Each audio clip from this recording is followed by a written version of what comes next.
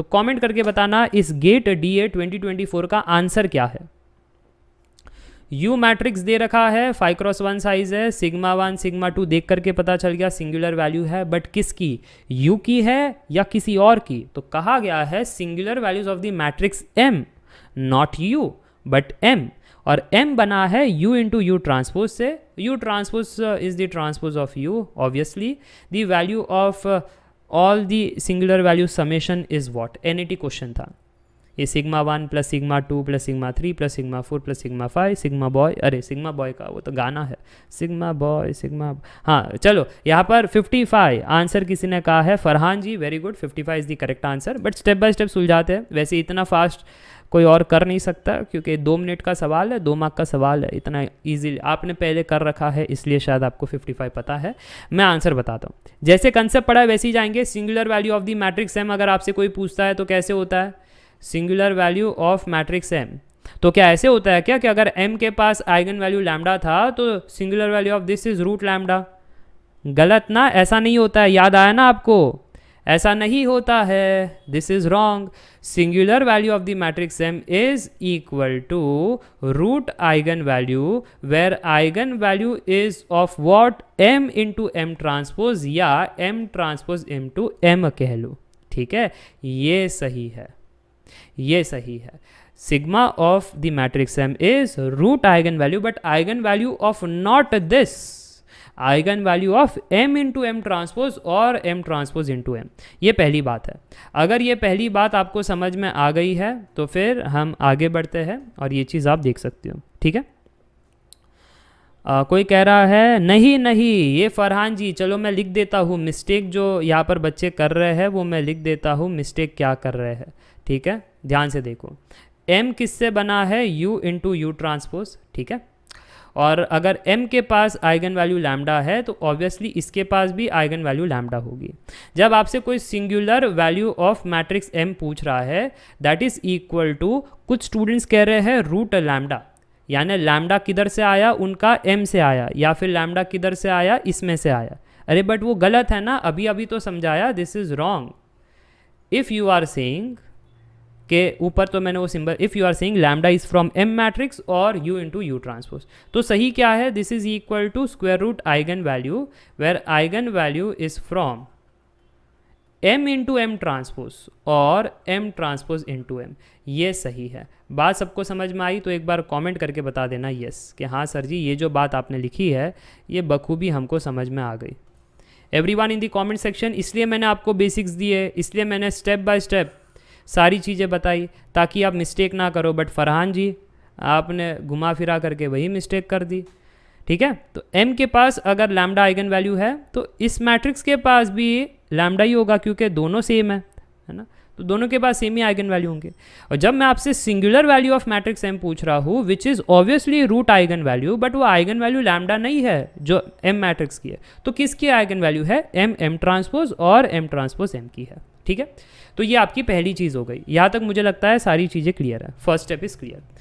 अब दिक्कत क्या है, eigenvalue of M into M transpose तो तब निकलेगा ना जब मैं M और M ट्रांसपोज मैट्रिक्स क्रिएट करूँ, मल्टीप्लाई करूँ और फिर उसका आइगन वैल्यू निकालूँ।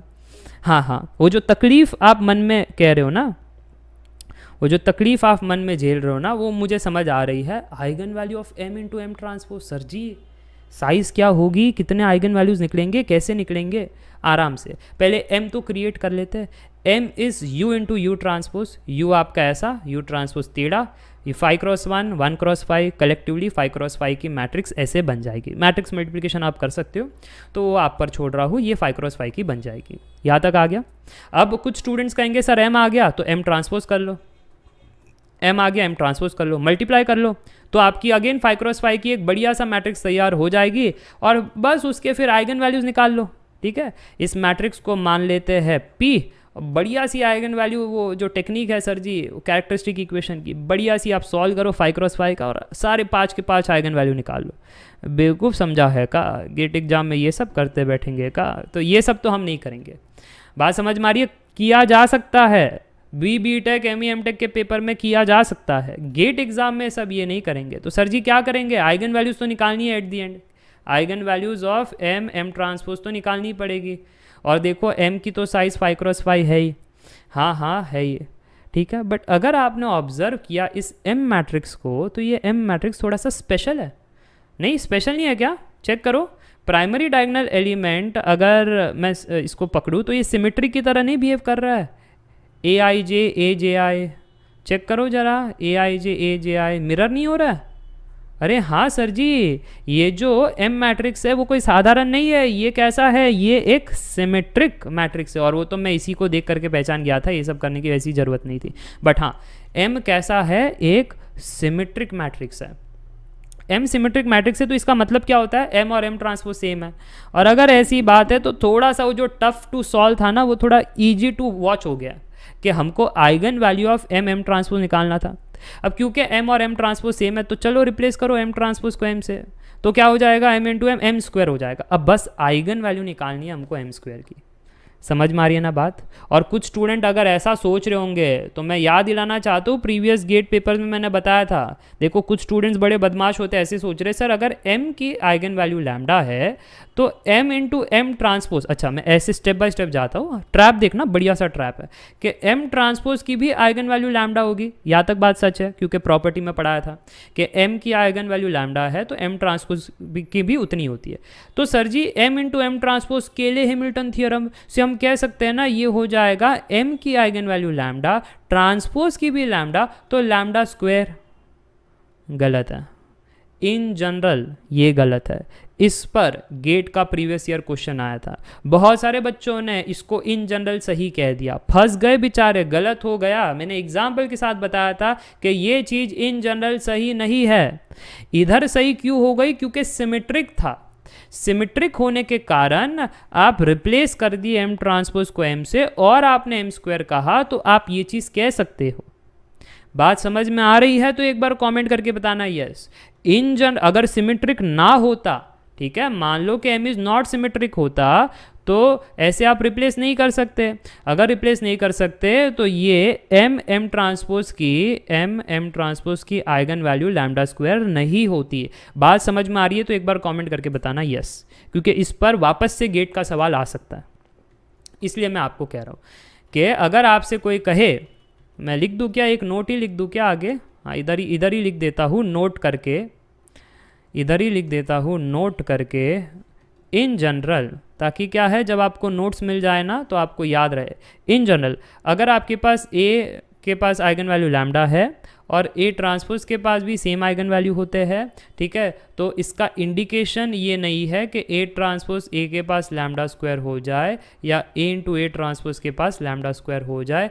In general this is not true. Special cases में सही हो सकता है, जब भी one of the special case आपने देखा जब ये दोनों सेम ही हो जाए, तो ए ट्रांसपोज ए सेम ही हो जाए तो ए स्क्वायर, हाँ तो फिर ए स्क्वायर का तो हमको पता है ना कि आइगन वैल्यू लैम्डा स्क्वायर होता है। ये सब प्रॉपर्टी में पढ़ा है, ये सब कुछ हमने प्रॉपर्टी में पढ़ा है, ये वाली चीज़ की चर्चा हो रही है।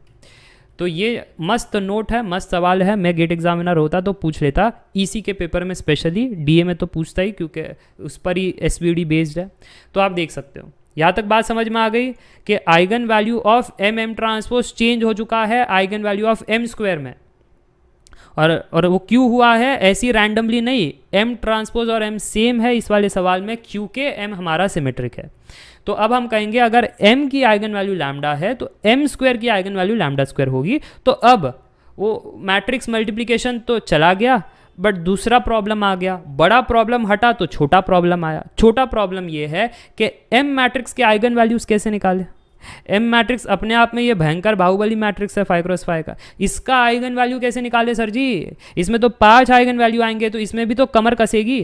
पहले तो ज़्यादा कस रही थी क्योंकि M इंटू M ट्रांसपोज करो फिर 5 क्रॉस 5 आएगा, फिर उसका आइगन वैल्यू निकालो, तो उतनी बड़ी कमर नहीं कसनी है। अब उसको मैंने छोटा कर दिया कि M² का आइगन वैल्यू लैम्डा स्क्वायर है, बट फिर भी M का तो आइगन वैल्यू करना है सर जी, और 5 क्रॉस 5 का 5 आइगन वैल्यू, बड़ा मुश्किल मामला है। तो इसको भी आसान करते एक थियरम से कि अगर M हमारी n cross n symmetric matrix है, तब हम कह सकते हैं rank of M is total number of non zero eigen values. याद रखना, कोई भी रैंडम मैट्रिक्स के लिए नहीं, ये थियरम सिर्फ और सिर्फ सिमेट्रिक मैट्रिक्स के लिए वैलिड है कि अगर आपके पास कोई सिमेट्रिक मैट्रिक्स दे दे तो फिर उसका रैंक निकालो, जितनी उसकी रैंक उतनी उसकी non zero eigen values. Simple. मान लो कि मेरे पास एक 3x3 साइज की सिमेट्रिक मैट्रिक्स है, रैंक मेरे को आ गई 2, तो फिर λ1 λ2 is not equal to 0 but λ3 पक्का 0 होगा, क्योंकि रैंक 2 है तो 2 ही नॉन जीरो आइगन वैल्यू, बाकी जितनी भी बची वो 0 हो जाएगी। समझ में आ रही है बात? अगर मान लो 30x30 सिमेट्रिक मैट्रिक्स है और रैंक उसमें से आ रही है मेरी 20, तो फिर ऐसे करके λ20 तक मेरे नॉन जीरो आइगन वैल्यूज होंगे, बाकी जितने भी बचे प्लेयर है वो सारे के सारे 10 आइगन वैल्यू 0 रहेंगे। ये थियरम कहता है। अगर ये थियरम समझ में आ गया तो मैंने आपका काम हल्का कर दिया। अब ये थियरम के हिसाब से बस आपको rank of the matrix M निकालना है ना।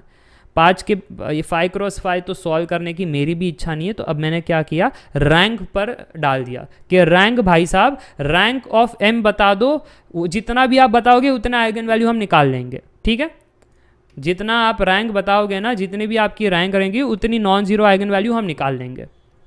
तो अब रैंक ऑफ M निकालना है तो मैं वो ऑपरेशन नहीं करूँगा, उसमें भी मैं ट्रिक यूज़ करूँगा कि M हमारा U इंटू यू ट्रांसपोज है, तो फिर रैंक ऑफ M कितना होगा, rank of U into U transpose. याद आया? आपको याद आए ऐसे सवाल हमने क्लास में कर रखे हैं रैंक वाले लेक्चर में, कि इसकी रैंक होती है रैंक ऑफ U के बराबर and that is less than equal to minimum of row comma column. U की साइज 5x1 थी तो मिनिमम ऑफ 5,1 1 होता है, तो rank of M is less than equal to 1। इस वाले सिंपल ट्रिक से हमको आ गया कि rank of M is less than equal to 1, but rank of M 0 नहीं हो सकता, क्योंकि इसमें लेस देन इक्वल टू 1 का मतलब 1 या 0, बट मैं कह रहा हूँ 0 नहीं हो सकता। ऐसा क्यों कह रहे हो सर जी? मैं इसलिए कह रहा हूँ क्योंकि U हमारा नॉट इक्वल टू 0 मैट्रिक्स है, इसलिए 0 नहीं हो सकता। रैंक 0 होने के लिए पूरा का पूरा मैट्रिक्स 0 होना चाहिए, जो कि हो नहीं रहा था, इसलिए जो रैंक है हमारा वो 1 ही होगा मैट्रिक्स M का। और अगर ऐसी बात है तो M मैट्रिक्स की जो 5x5 साइज थी, जिसमें 5 आइगन वैल्यू निकालना आपके लिए सरदर्द था, अब सरदर्द नहीं है, क्योंकि उसमें से आपको पता चला थियरम के हिसाब से कि रैंक M की एक ही आई तो एक ही नॉन जीरो आइगन वैल्यू है और बाकी जितनी भी प्लेयर्स थी वो सारी की सारी 0 है। मज़ा आया ये ट्रिक जान करके, मज़ा आया ये कॉन्सेप्ट जान करके? तो एक बार कमेंट करके बताना यस, क्योंकि हर एक लाइन से एक गेट का सवाल बन सकता है।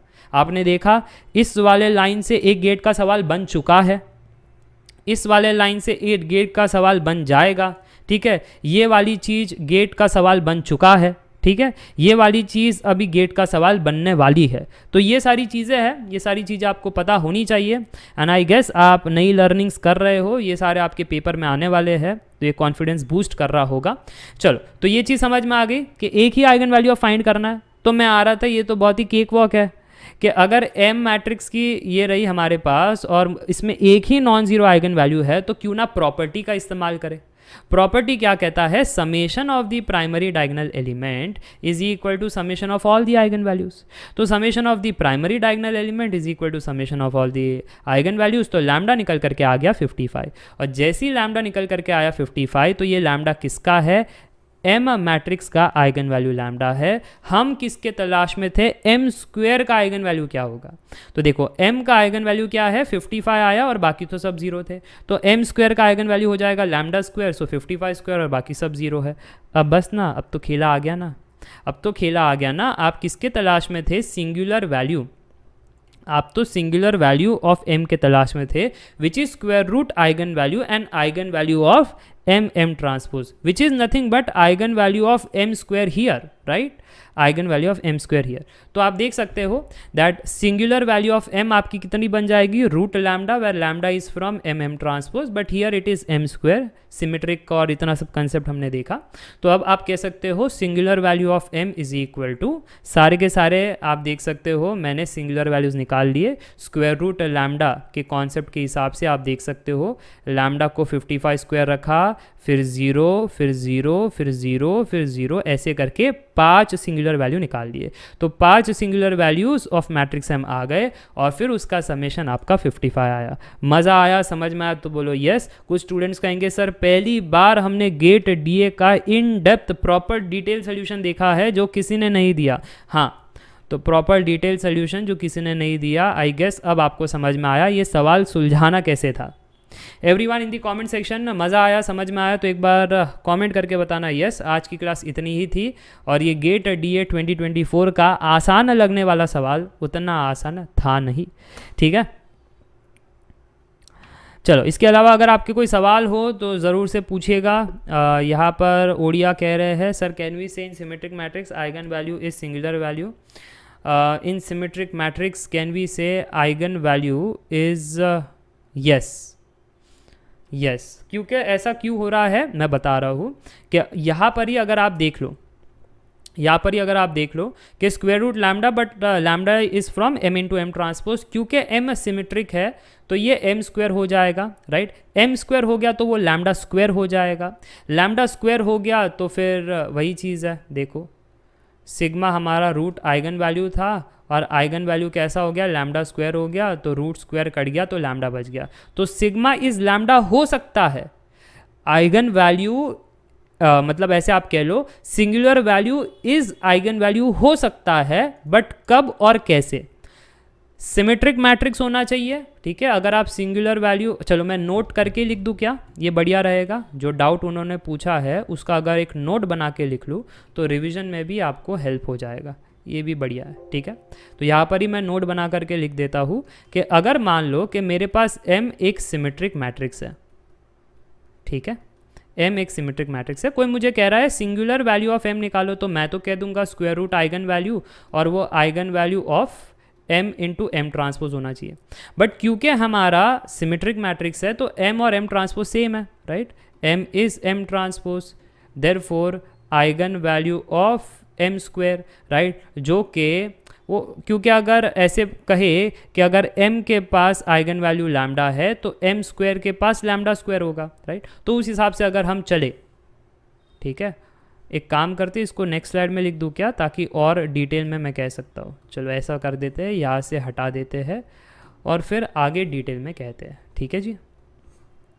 तो यहाँ पर हम क्या कहेंगे, यहाँ पर हम कहेंगे अगर m के पास आइगन वैल्यू लैम्डा है तो m स्क्वायर के पास लैम्डा स्क्वायर होगा, सही बात है। और अगर सही बात है तो फिर अब आते हैं यहाँ पर, ठीक है। तो आइगन वैल्यू आप देख सकते हो इसको, यही तो हमारी eigenvalue of m square हो गई, ठीक है, यहाँ से।